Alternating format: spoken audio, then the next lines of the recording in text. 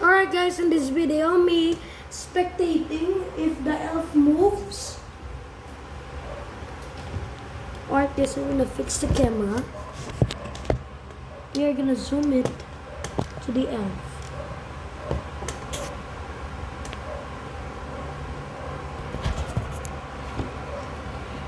I think it uses its magic moves, am I right guys?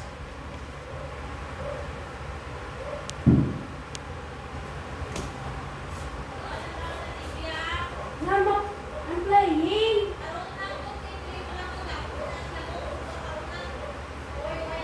I'm spectating that if the elf moves.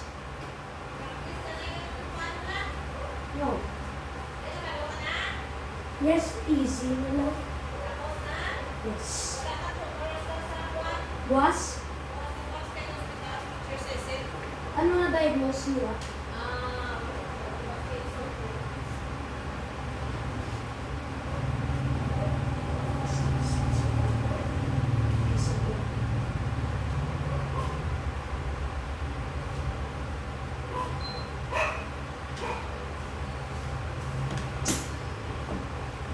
Alright guys, me playing Spider-Man PS4 and then spectating if the elf moves.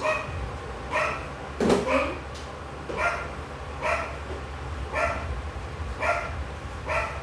Look at the elf, it's sitting right there.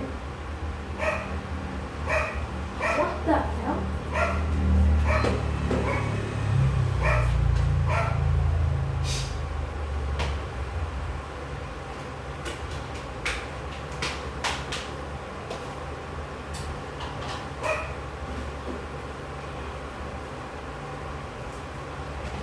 I caught him in my room earlier because I saw Elf that he moved.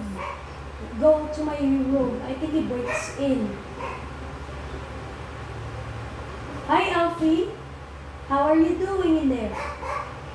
What are you doing in there, Elf? Did you use your magical moves? Oh, it's 3 o'clock. I'm gonna pray first. But there's ads, it's too boring. I'm gonna watch Stephen Hawking speaks at MIT. Today I'm gonna watch Stephen Hawking speak. I will watch Stephen Hawking speaks at MIT, Education and Technology. I'd like to introduce to you Professor Stephen Hawking. In your handouts you'll find a very elaborate introduction, and you will find very interesting elements in it. As a distinguished educator, researcher, and public communicator, Stephen Hawking has had a transforming effect in his area and indeed in all of science. We are deeply appreciative of his commitment to be with us and to share his views of the importance of applying technology to disabled persons. Professor Stephen Hawking.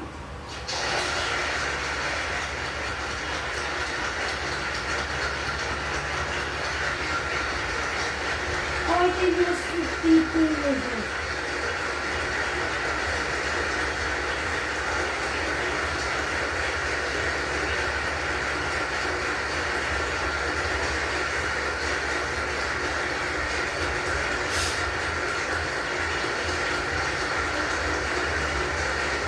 He can't move. Let me explain it to you guys why Stephen Hawking can't move and speak. I know why Stephen Hawking can't move and speak.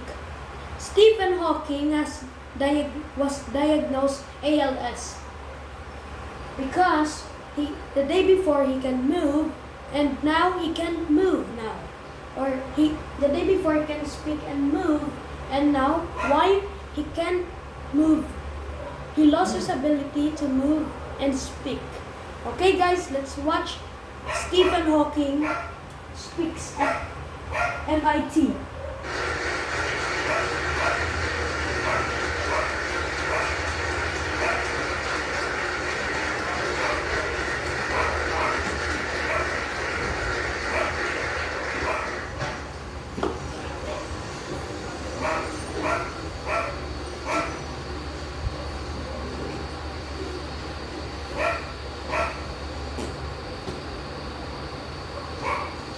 Moving with chips.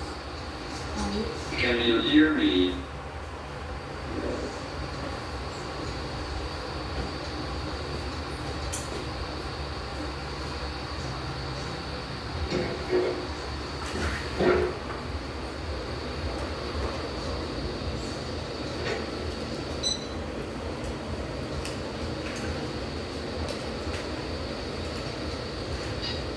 Technology has transformed the outlook for the disabled.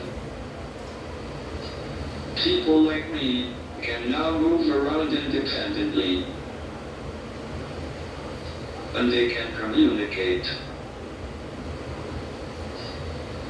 The fact that you are listening to me now shows what technology can do, even if it does give me a Scandinavian or American accent. He tried to smile. The main problem of communicating for people like me who can't speak is what is called the baud rate. That is, the rate at which information can be conveyed. Normal speech is between 120 and 180 words a minute.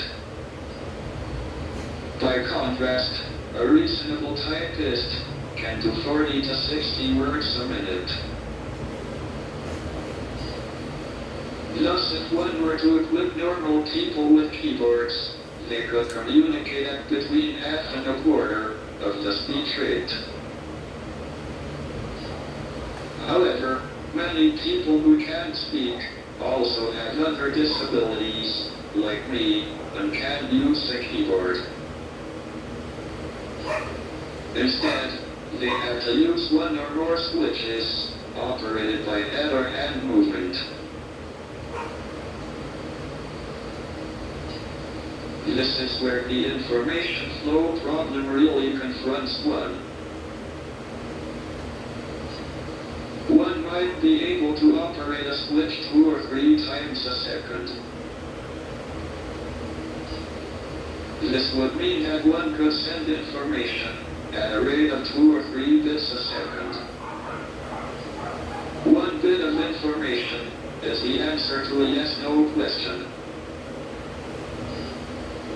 By contrast, if you take an average word to be about 5 characters, and you assume that any character can follow any other character, normal speech has an information flow rate of between 50 and 75 bits a second. However, the real information flow in human speech is much less than this. In the case of political speeches, it is practically zero.